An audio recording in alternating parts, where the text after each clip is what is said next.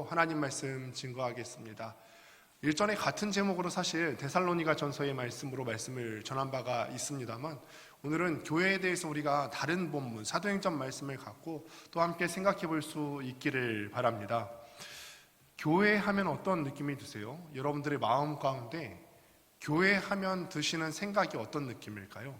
긍정적인 느낌이 드시나요? 아니면은 이제 이쯤 다니면 지긋지긋하다, 혹시 이런 생각은 없으세요?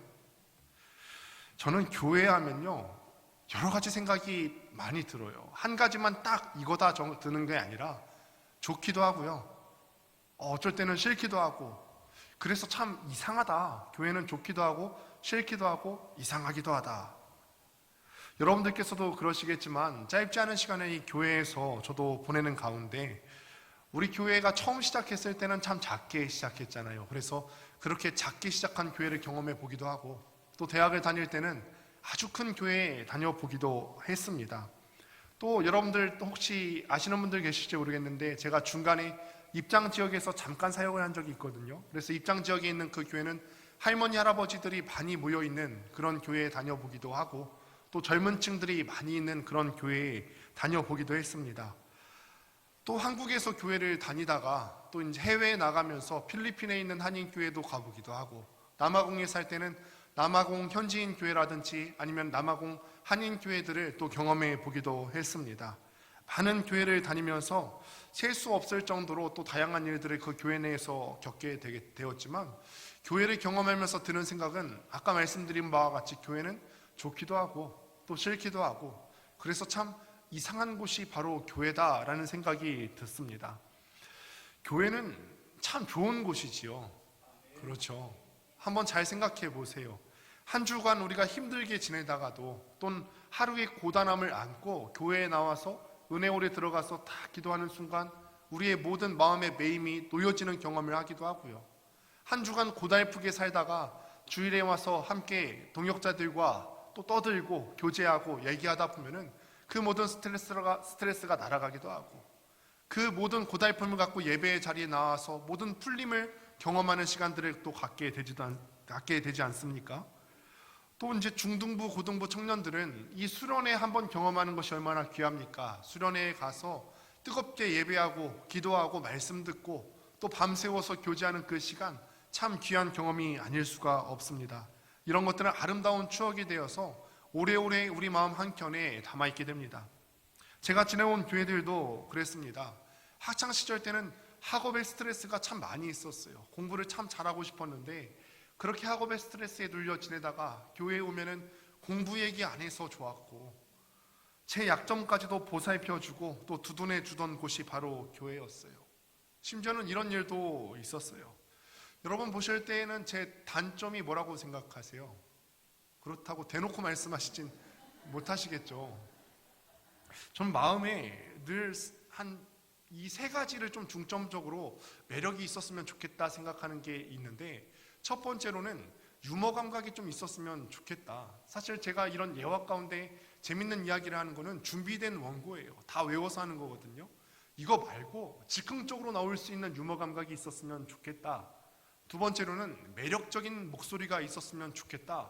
설교할 때 한 사람도 안 졸게 매력적인 목소리가 있거나, 아니면은 차라리 이찬수 목사님처럼 경상도 사투리라도 하면은 설교 시간에 아무도 안 졸지 않을까, 이런 생각도 해보게 되고, 세 번째로는 어릴 때부터 부흥강사 목사님 이런 분들을 보면은 설교 중간에 찬양을 구성지게 한 곡 부르지 않습니까?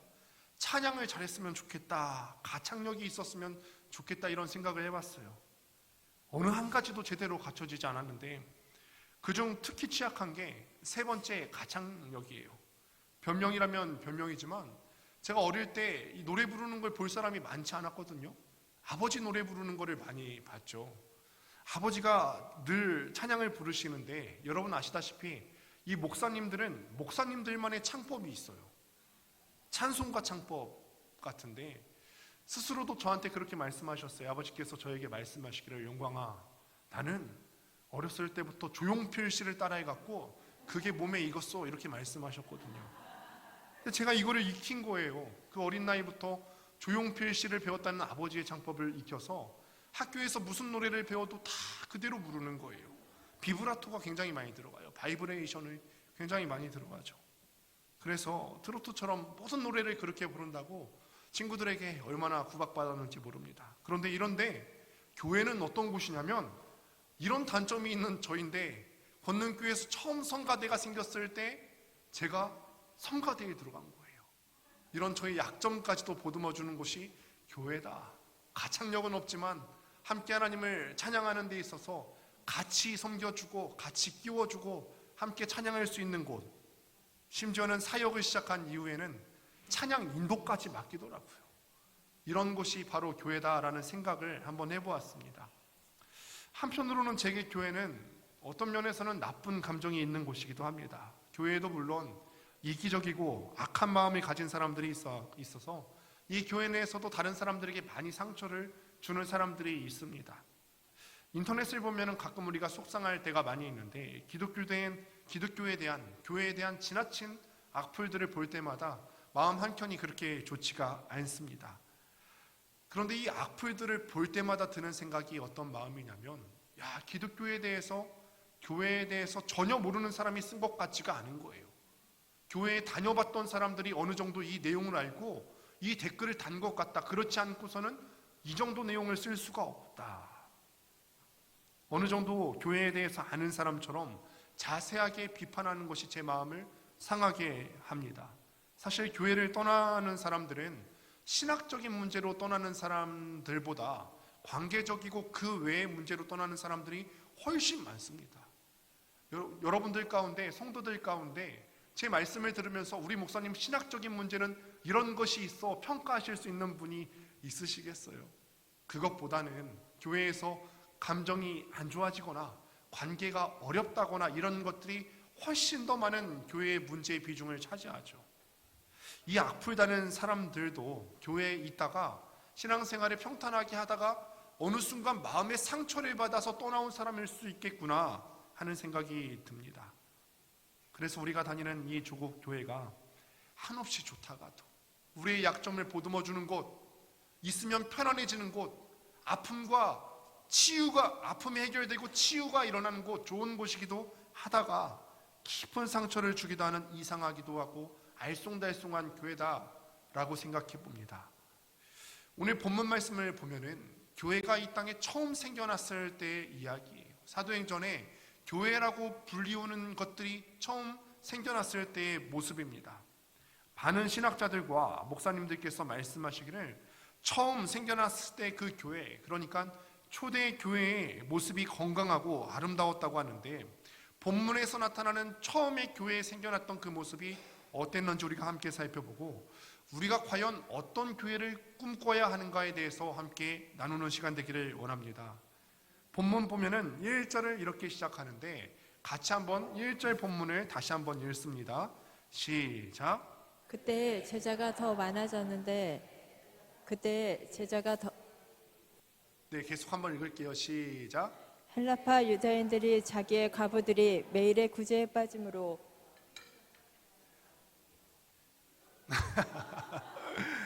네, 우리가 초대교회를 따라가는데 상황과 시스템도 초대교회로 돌아가고 있는 것 같아요. 괜찮습니다. 그때 제자가 더 많아졌는데 뭐가 더 많아졌다고요? 제자가 더 많아졌다 기록합니다. 오늘날 많은 교회들이 숫자 늘리기에 참 혈안이 되어 있습니다.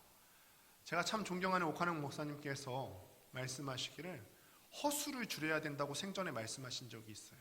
한국 교회에 허가 너무 많다. 그 중에 숫자에 혈안이 되어 있어서 숫자 뻥튀기가 너무 심각해져 있다. 이거 언젠가 문제가 될 것이다. 옥 목사님께서 그렇게 말씀을 하신 적이 있습니다. 한국 교회가 무조건 사람을 늘리는 것을 미덕으로 생각해요. 큰 교회 건물을 짓고 다양한 프로그램으로 사람들이 올 수 있도록 초청합니다. 이런 시도들이 다 나쁘다고 얘기하는 게 아니에요.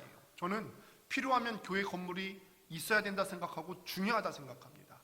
교회 건물이 있어야 다음 세대들을 양육할 수 있고 훈련할 수 있기 때문에 저는 교회 건물 자체 굉장히 중요하다고 생각합니다.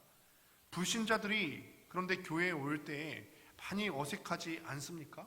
그런데 이런 프로그램들을 통해서 불신자들이 교회에 왔을 때 그 문턱을 낮추는 시도 또한 굉장히 중요합니다. 그런데 문제는 교회가 여기까지만 생각하고 그친다는 거예요. 교회의 본질적인 사명은 그냥 사람의 숫자, 넘버를 늘리는 데에 있는 것이 아니라 제자의 수를 늘리는 데 목적이 있는 줄로 압니다. 그냥 일반 숫자를 늘리는 것이 아니라 사람들이 왔을 때 이 사람들을 훈련시키고 그리스도의 제자로 훈련시키는 사명이 교회에게 있어야 될 줄로 믿습니다. 제자는 저번에도 일전에 말씀드린 바가 있습니다만 팬이 아닙니다. 팬은 그냥 자기 좋아라 하는 것들을 따라다닐 뿐이에요. 자기 좋아하는 것들을 위해서 대신 희생을 하진 않고 코스트, 대가를 지불하지는 않습니다. 그런데 제자는 다릅니다. 제자는 주인을 위해서, 스승을 위해서 때로는 대가를 지불합니다. 내가 그리스도의 제자라고 한다면은 그리스도가 우리에게 가르쳐 주신 그 뜻을 위해서, 본을 위해서 우리는 대가를 지불할 수 있어야 되는 것이죠. 교회는 이런 제자의 수가 많아져야 될 줄로 믿습니다. 팬이 아니고 구경꾼이 아닙니다. 구경꾼은 대가를 지불하지 않는 사람들이고 대형 교회의 틈바구니에 있어서 어떤 희생도 지불하지 않겠다. 이게 팬이고 구경꾼인데 제자는 이 그리스도를 위해서 자기의 한 삶을 던질 수 있는 사람이라고 믿습니다. 오늘 본문을 시작하면서 이 교회는 제자가 많아진다라고 시작합니다. 이 교회는 건강한 교회죠. 그러나 건강한 교회라고 해서 문제가 없는 건 아닙니다. 우리는 흔히 생각하기를 문제가 전혀 없어야지 건강한 교회다라고 생각할 수가 있죠. 건강한 교회는 교인들끼리 다툼도 전혀 없고 관계의 갈등이 전혀 없고 이런 교회가 건강한 교회다. 그런데 우리 교회는 가끔씩 갈등이 있는 걸 보니까 우리 교회는 건강한 교회가 아닌가? 이렇게 생각하실 수가 있습니다. 그런데 건강한 교회에도요 문제가 있을 수 있습니다.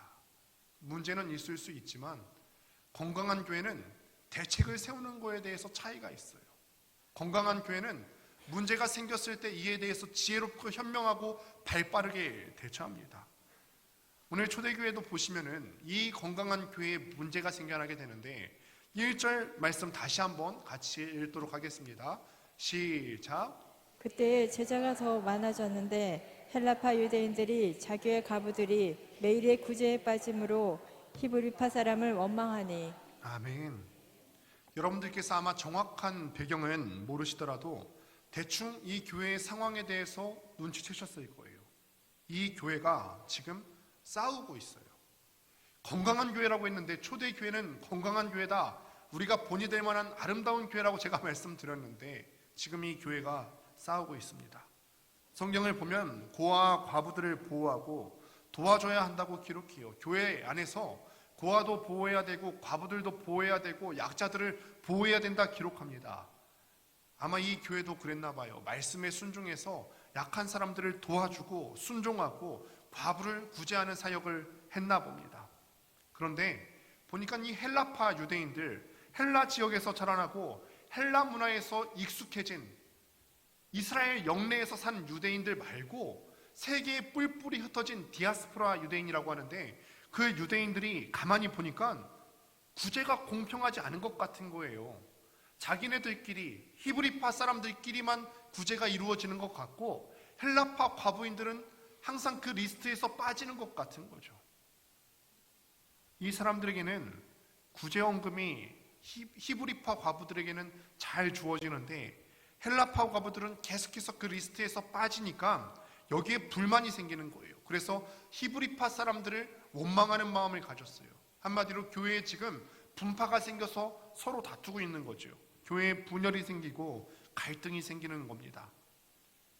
여러분, 이 말씀을 보면서 건강한 교회라 할지라도 갈등이 생길 수 있음을 우리가 보게 됩니다. 갈등이 있고 문제가 있을 수 있다는 거예요. 이 갈등을 해결하기 위해서 사도들이 모든 제자들을 다 불러 모아놓고 이렇게 이야기합니다. 2절 말씀 같이 한번 읽습니다. 시작. 12사도가 접대를 일삼는 것이 마땅하지 아니하니. 아멘. 지금 사도들이 구제하는 일 때문에 자기들이 집중해야 되는 일을 못하고 있습니다. 구제하는 일은 행정적인 일입니다. 그런데 이 행정적인 일을 처리하는 것 때문에 사도들이 본래의 업무였던 말씀 전하는 일에 시간을 집중하지 못하고 있는 거예요. 사도들은 원래 더 집중해야 되는 게 말씀 전하는 일입니다. 여러분, 여기서 있는 저 목사라는 직분에 대해서 여러분 어떻게 정리하고 있는지 아십니까? 목사는 장로예요. 장로에는 그런데 두 가지 종류가 있는데, 행정을 처리하는 시무 장로님들이 계시고, 저는 강독권이 있는 장로입니다. 장로회에서는 목사를 그렇게 여깁니다. 교회 내에 여러 가지 일들이 있는데, 목사는 말씀을 전하는 일에 조금 더 집중시키기 위해서, 그래서 말씀을 잘 전해서 교회의 건강성을 유지하기 위해서 목사를 세웠고, 또 직분자들을 세워서는 목사의 행정적인 업무들을 나눠서 감당할 수 있게 만들어 놓았어요. 우리가 이 구절을 봤을 때 쉽게 오해할 수 있는 부분이 있습니다. 야, 그러면은 교회는 말씀 사역에만 집중하고 사회사업이라든지 행정적인 것이라든지 구제하는 일은 중요하지 않다는 건가? 오늘 말씀은 그런 뜻이 아니라 교회에서 하는 모든 사역들은 하나같이 다 소중한 일이에요. 우리 교회만 해도 수많은 섬김의 모양들이 있지 않습니까? 식당에서도 섬기시고, 주일학교 교사로도 섬기시고, 청소로도 섬기시고, 봉사와 다양한 섬김들이 있습니다. 교회에서 하는 일들은 다 귀하고 다 아름다운 일입니다. 우리 주님께서 기뻐하시고 즐거워하시는 일입니다. 무엇 하나 중요하지 않은 일이 없어요. 그런데 직분에 따라서 맡은 일이 다를 수 있다는 겁니다. 사도는 강독권을 지닌 목사나 사역자들은 말씀을 전하고 가르치는 일에 전념해야 되는 일이고, 그래서 본문에서는 행정적인 일 처리로 인해서 이 사도들이 말씀 보는 것과 기도하는 일에 집중할 수가 없으니 다른 사람들을 세워서 이 중요한 일들을 나눠서 감당하자라고 하는 내용입니다. 제가 일전에 한 10여 년쯤 전에 고등부를 맡은 적이 있어요. 고등부를 맡은 적이 있는데, 이 본문의 내용을 들은 한 선생님이 계셨는데, 고등부의 차장 선생님께서 이 말씀을 들으셨어요. 그런데 그 차장 선생님께서 유명한 드라마의 대본을 쓰는 그런 드라마 작가셨는데, 이분이 어디선가 사역자는 말씀 전하는 일에만 전념해야 된다라는 내용을 듣고 오신 모양입니다. 그 상황에서 고등부 친구들과 함께 여름 수련회, 학예 수련회를 같이 가게 됐습니다. 학예 수련회에 참 재밌는 게 많이 있지 않습니까? 다양한 낮 프로그램들도 있고, 또 물놀이도 있고, 사역자들과 아이들이 함께 어울려서 재미있게 즐길 수 있는 프로그램들이 많이 있는데, 이분이 갑자기 저한테 그렇게 말씀하시는 거예요. 전도사님은 말씀 사역에 열중하셔야죠. 방을 하나 따로 드릴 테니 말씀에 전념해 주세요 라고 하시고 밖에서 문을 잠그셨어요. 처음에 이 말씀을 하실 때 처음엔 농담인 줄 알았는데, 듣다 보니까 눈빛이 농담이 아니에요. 그래서 제가 정말로 그 방에 들어가서 식사 때 빼고 하루 종일 있는데, 혹여나 말씀 준비하는데 피곤할까봐 중간중간 자양강장제를 하나씩 이렇게 넣어주시더라고요. 소리는 다 들리는데 아이들은 바깥에서 막 재미난 소리가 막 들려오는데, 저 혼자만 성경 통독 프로그램 하는 것 같은 느낌이었어요. 교회가 이렇게 맡은 일에 따라서 직분이 나눠진다는 것입니다. 목사님들이 말씀 보고 기도하는 일에 조금 더 집중해서 전념해야 하는 것이라면, 행정적인 일의 처리를 위해서 장로님들과 권사님들과 집사님들과 다양한 직분들이 있는 것입니다. 그리고 이 모든 일들은 주의 몸된 교회를 위해서 하나같이 다 소중한 일이라는 것입니다. 어느 것 하나 소중하지 않은 것이 없습니다. 그래서 사도들이 제자들에게 말하기를, 이 일을 감당할 사람 7사람을 뽑으라고 하는데 기준이 있어요. 7사람을 뽑아야 되는데 기준이 있습니다. 교회는 직분자들을 앞으로도 집사도 뽑아야 되고, 장로님도 더 세우셔야 되고, 권사님들도 우리 교회에서 더 많이 세워질 줄로 믿습니다. 그런데 기준이 있는데, 말씀에서 어떻게 이야기하고 있는지 같이 한번 3절 말씀을 읽어보도록 하겠습니다. 시작. 형제들아, 너희 가운데서 성령과 지혜가 충만하여 칭찬받는 사람 7을 택하라. 우리가 이 일을 그들에게 맡기고. 아멘. 7사람을 뽑는데 어떤 사람이 뽑혀야 한다고요? 성령과 지혜가 충만한 사람. 교회는 성령이 충만한 사람, 지혜가 충만한 사람이 세워져야 되는 것입니다. 성령 충만한 사람이 직분자로 세워질 수 있게 되기를 바랍니다. 지혜가 충만한 사람, 우리가 한 사람의 판단으로는 정확치 않기 때문에 저도 그런 마음이 있어요. 수영록 교회 같은 경우는 늘 교인 수에 상관없이 장로님들이 12분만 계세요. 그런데 지혜가 충만한 사람을 어떻게 판별하느냐? 장로님들이 한 분이 은퇴하시면 그 자리를 다른 신입 장로님께서 자리를 대체하시게 되는데, 그 지혜가 충만한 건 나머지 11분 장로님들이 판단해 주시는 거예요. 만장일치. 만장일치를 받을 정도면 이 사람이 지혜가 충만하다라는 것이 어느 정도 검증이 된다는 거죠. 우리 교회도 그렇게 허갔으면 좋겠습니다. 다른 사람들에게 인정받고, 저 사람은 지혜가 충만한 사람이라 인정받아서 주의 귀한 일꾼들이 많이 생겨날 수 있게 되기를 간절히 바랍니다. 성령 충만은요, 누구는 해당되고 누구는 해당 안 되는 것이 아니라, 받을 사람만 받아야 되는 것이 아니라 여기 있는 모든 사람들을 향한 하나님의 부르심입니다. 에베소서 5장 18절 말씀 같이 한번 읽도록 하겠습니다. 시작. 술 취하지 말라. 이는 방탕한 것이니 오직 성령으로 충만함을 받으라. 아멘. 술 취하지 말라. 이는 방탕한 것이니 오직 성령으로 충만함을 받으라. 우리가 다 성령 충만하기를 사모해야 되는 것입니다. 아멘. 그런데 우리가 성령 충만을 많이 들어보기는 했는데 도대체 성령 충만이 무엇일까요? 이것에 앞서서 성령님은 과연 어떤 분이실까? 우리 개신교는 삼위일체 교리를 믿습니다. 오늘 시간이 삼위일체에 대해서 말씀드리는 것은 아니기 때문에 자세하게는 말씀드리지 못하지만, 삼위일체 교리는 한 분 하나님께서 계신데 이 하나님께서 독립된 세 위격으로 계신다는 거예요. 사실 삼위일체라고 하는 단어는 성경에 나오지는 않습니다. 이 단어, 삼위일체라고 하는 단어가 생긴 것은 기원 후에 한 200년에서 500년 사이에 이 단어가 처음 쓰여지기 시작합니다.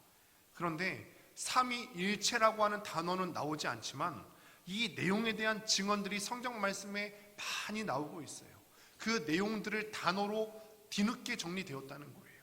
창세기 1장 26절에 보면은 하나님께서 사람을 창조하시는데 우리의 형상을 따라라고 말씀하세요. 복수 형태가 쓰여졌다는 거예요. 하나님은 숫자적으로 하나가 아니라 한 분 하나님, 신적인 권위와 동등한 신적 높임을 받으실 만한 그 한 분 하나님께서 세 위격으로 존재하십니다. 이미 창조 때부터 성부 하나님, 성자 예수님, 성령 하나님께서 함께 계시는 것이죠. 마태복음 3장을 보면 예수님께서 세례 요한에게 세례를 받으시는 장면이 나오게 됩니다. 이때도 마찬가지예요. 성자 예수님께서 세례 요한에게 요단강에서 세례를 받으시는데 위에서는 말씀하시는 성부 하나님의 음성이 있었고 그 성자 예수님의 머리 위에 비둘기같이 임하는 주의 성령이 있었습니다. 삼위일체로 존재하고 계시는 것이죠. 이 삼위일체 교리를 두고 어떤 사람들은 사람은 하나인데 이름이 다르게 불리는 것이다 라고 하는데, 이거는 삼위일체 하나님의 교리를 풍족하게 담아낼 수는 없는 겁니다. 한 사람을 두고 이름만 바꾸어 부르는 것은 새 독립된 위격을 가진 삼위일체 하나님을 제대로 설명하고 있는 것이 아니에요. 성령님은 이렇듯 성경에서 그 존재가 아주 명확하게 드러나고 계시는 분입니다. 그리고 마침내 사도행전은 예수님께서 승천하셨어요. 그러면서 제자들이 무섭지 않았겠습니까? 야, 예수님께서 우리에게 사명은 주셨는데 본인은 승천하셨어. 늘 우리와 함께 계시는 그 예수님께서 승천하셨는데 이제는 어쩌면 좋지? 그런데 예수님께서는 승천하실 때에 승천하실 뿐 아니라 대책도 마련해 주셨죠. 몇 날이 못되어서 너희가 성령을 받을 것이다. 승천하시면서 성령을 보내주시겠다고 약속하셨고 제자들은 약속대로 그 성령님을 경험하게 됩니다. 그러면 우리 마음 가운데 이런 질문이 듭니다. 이 제자들이 받았던 성령, 우리는 어떻게 하면 받을 수 있습니까? 여러분 성령 받으셨습니까? 성령 받으셨어요? 대답을 못하시는 분들은 어떤 마음에서 그러실까요?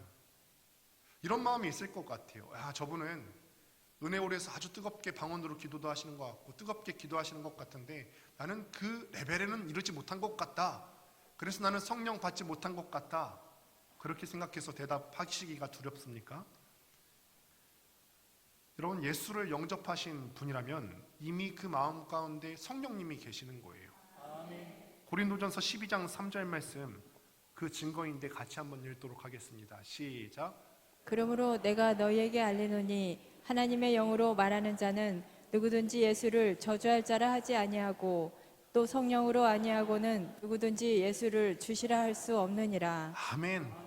성령으로 아니하고는 누구든지 예수를 주라고 할 수 없느니라. 여러분, 예수 믿으십니까? 성령 받으셨습니다.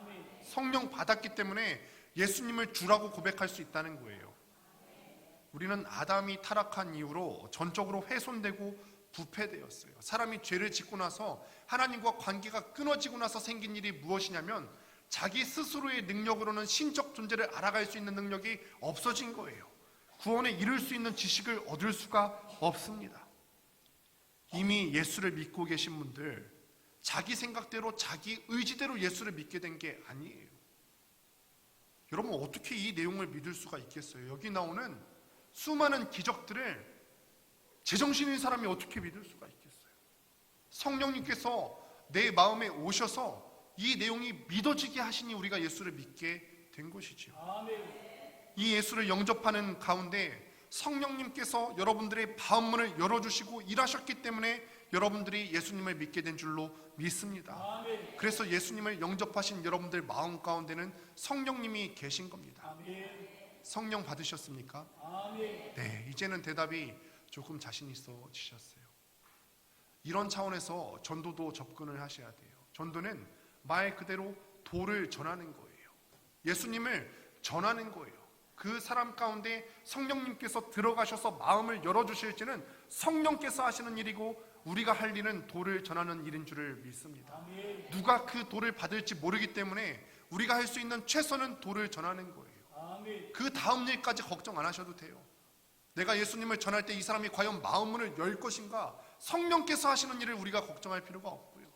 내가 예수님을 전할 때 이 사람이 교회를 나올 것인가, 성령께서 하실 일에 대해서 우리가 월권을 할 필요가 없다는 것입니다. 이미 여러분들께서는 다 성령을 받으셨습니다.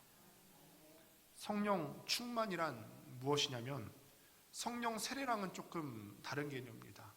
사실은 여기에 대해서 저는 조용기 목사님이랑은 조금 결을 다르게 하는데, 조용기 목사님은 방언을 성령 세례의 증표로 얘기하셨는데 저는 방언이 아니라 예수 그리스도를 주라 고백하는 데서 성령 세례의 증거를 찾습니다. 이게 또 우리 교단의 보수 어르신들께서 말씀하시는 내용이고요. 그 다음에 성령 세례와 성령 충만은 조금 더 다릅니다. 성령 세례를 받았는데 물도 컵에 차 있는 양이 다르지 않습니까? 이 성령 세례가 한번 물이 담아지기 시작한 과정이라 한다면 충만은 이 양이 많아지게 하는 과정입니다. 우리가 이미 경험한 성령님을 더 깊이 인식하고 성령님께 순종하고 섬기는 것을 의미합니다. 사람도 그렇지 않습니까? 어떤 사람과 처음 만났다고 한번 해볼까요?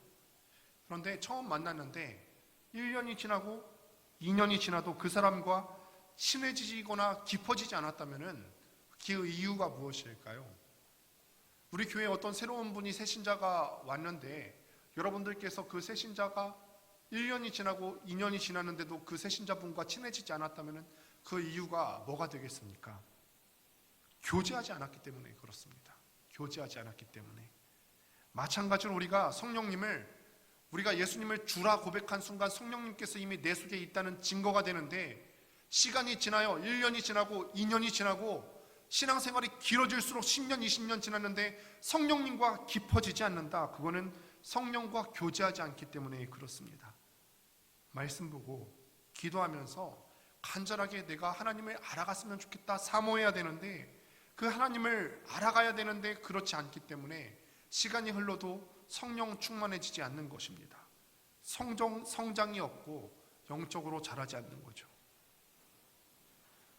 여러분, 성령이 충만한 사람은 날마다 성장이 있고 자람이 있습니다. 오늘 본문에 나오는 7명의 사람들도 그렇게 성장하고 처음 믿었을 때 그대로 머물러 있지 않고 계속해서 자라왔기 때문에 공동체 내에서 다른 사람을 섬기는 직분으로 부름받은 것 아니겠습니까? 성령이 충만한 사람은 작년과 올해가 같을 수가 없습니다. 달마다 성장이 있습니다. 만약 여러분들 가운데 작년과 올해의 모습이 동일하고 변화가 없고 자랑이 없고 복음의 진보가 없다면 진지하게 우리의 마음 가운데 성령이 있는지를 체크하셔야죠. 사실 오늘 본문 말씀의 베이스는 제가 일전에 다른 교회에서 설교한 원고예요. 그런데 이 원고를 보면서 감사했어요. 어떤 부분에서 감사했냐면 원고를 그대로 할 수는 없겠더라고요. 왜냐하면 그 내용 가운데 제가 더 잘한 부분도 있고 제가 더 깨달은 부분들이 있기 때문에 그 전에 한 설교 내용과 다를 수밖에 없는 거죠. 이 부분들을 보면서 작년과 올해가 다르고 재작년과 작년이 달라졌구나. 내 안에 자람이 있게 하셨구나. 자람이 없다는 것은 정말로 심각한 문제예요. 정말 심각합니다. 하나님께서 저희 부부에게 둘째 아이를 허락하셨을 때 제가 말씀드린 기억이 있는지는 모르겠는데 어려웠던 시간이 있었어요. 당시는 우리가 남아공에 있었을 시기인데 이제 둘째 아이가 생겼다는 것을 알고서 산부인과에 검사를 하러 갔어요. 근데 검사를 하니까 의사 표정이 심상치가 않은 거예요. 심상치 않으니까 저는 더 무섭죠. 왜냐하면 그나마 우리 가족 중에서 영어를 더 알아들을 수 있는 사람이 나인데 다 알아들어야 되고 보안이 심각한 표정인 것 같고 의학 용어까지도 막 써가면서 하는데 무슨 말인지 당최 못 알아듣는 거예요. 대충 내용을 들어보니까 초음파로 머리 둘레를 재더니 더 자세하게 검사를 해봐야 된다 하더라고요. 그래서 검사를 해보니까 둘째 아이가 다운 증후군으로 태어날 확률이 평상시 다른 정상인 아이들보다 8배가 높다 그러더라고요. 굉장히 높다는 거예요. 그때 처음으로 와, 세상이 무너지는 줄 알았어요. 다운 증후군이 정확하게 그때까지 뭔지 몰랐거든요. 왜냐하면 저랑 상관없었거든요. 내 삶에 다운 증후군 아이가 태어날 수 있을 거라는 생각을 해본 적이 없어요. 그날을 아직도 기억해요. 집에 왔는데 두 부부가 그날은 충격이 너무 커서 아무 말이 없어요.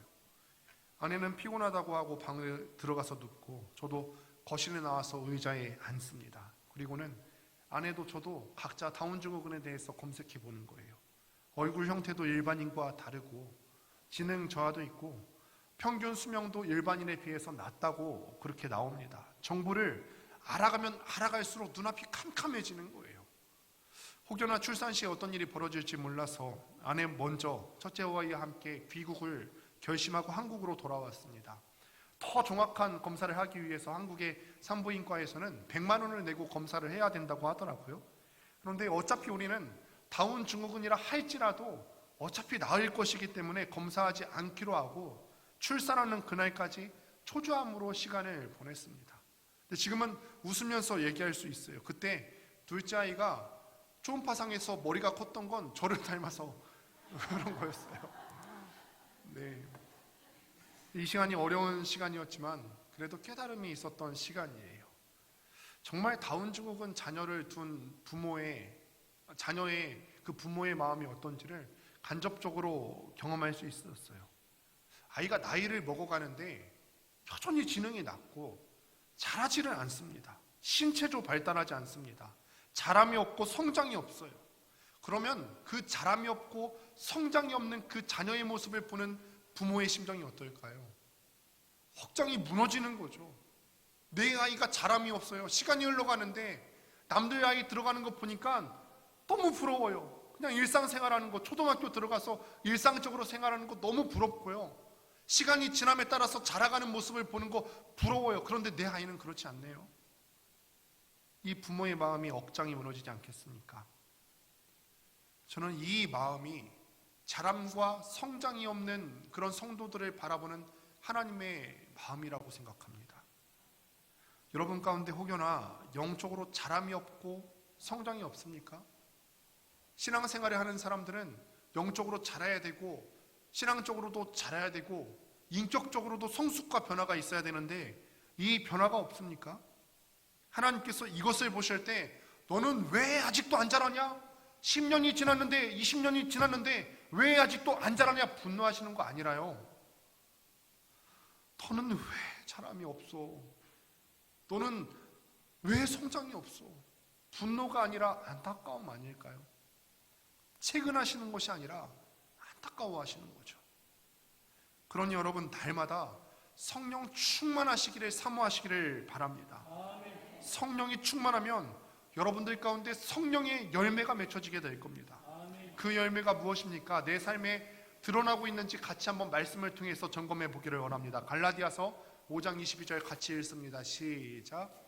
오직 성령의 열매는 사랑과 희락과 화평과 오래 참음과 자비와 양선과 충성과.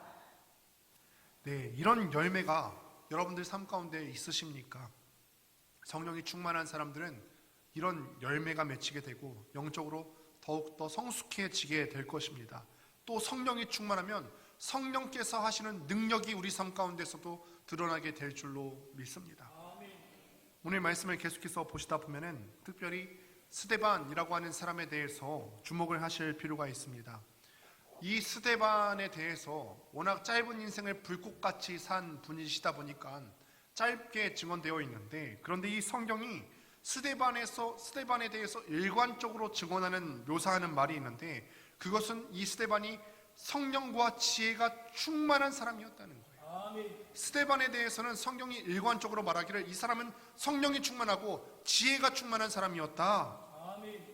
이 스데반이 성령 충만하니까 어떤 일이 일어나냐면 8절 말씀에 보니까 은혜와 권능이 충만하여 큰 기사와 표적이 일어나고, 성령이 충만하니까 그 성령 충만한 스데반을 통하여서 성령께서 하시는 역사가 일어나는 일입니다. 여러분들 가운데서도 이런 일들이 기적이 상식이 되는 일들이 일어났으면 좋겠어요. 놀라워할 필요가 없어요. 우리가 성령이 충만하면 특별한 사람만 신유의 은사를 받는 게 아니라, 특별한 사람만 방언 은사를 받는 것이 아니라 성령께서 하시는 그 능력을 우리도 할 줄로 믿습니다. 성령 충만하시기를 바랍니다. 그리고 또 10절에 나오는 대로 성령 충만하니까, 영적인 지혜가 넘쳐나니까 세상이 능히 당하지 못하여.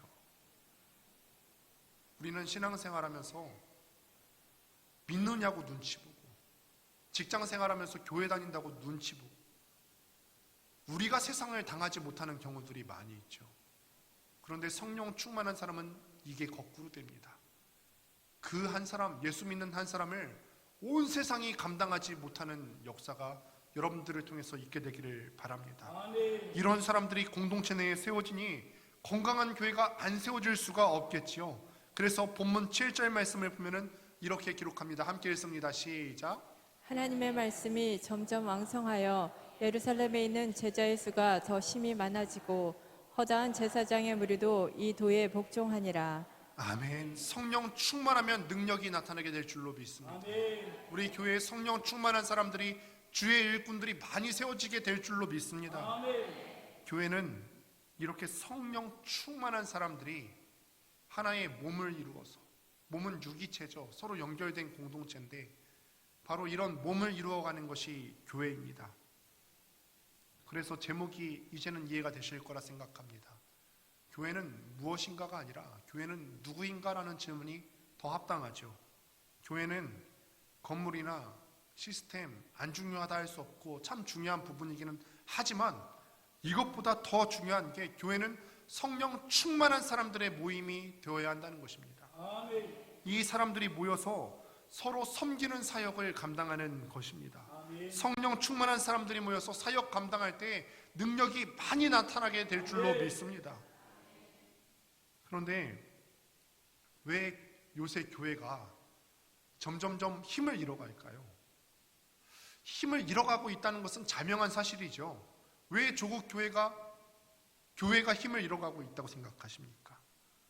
성령 충만한 사람을 세우는 일에 초점을 맞추지 않고 일회성 프로그램에 집중하고 있기 때문 아닐까, 이런 생각들을 해봤어요.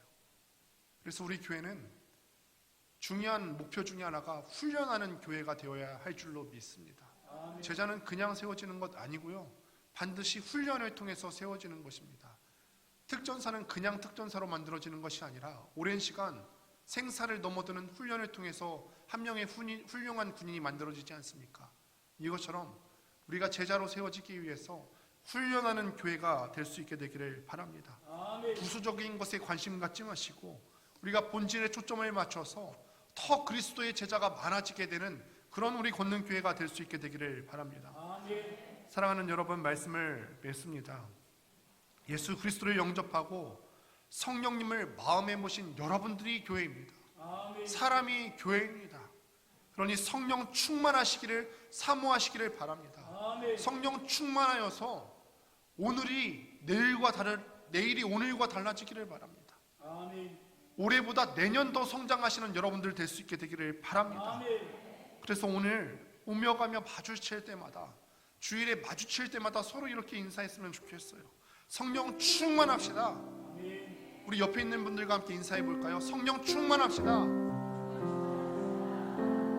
빈말로 하는 게 아니라 내가 성령 충만하고 옆에 있는 사람이 성령 충만할 때, 우리가 모두가 성령 충만할 때 건강한 교회 공동체가 세워져 갈 수 있거든요. 여러분, 건강한 교회 공동체 함께 만들어가고 싶지 않으십니까?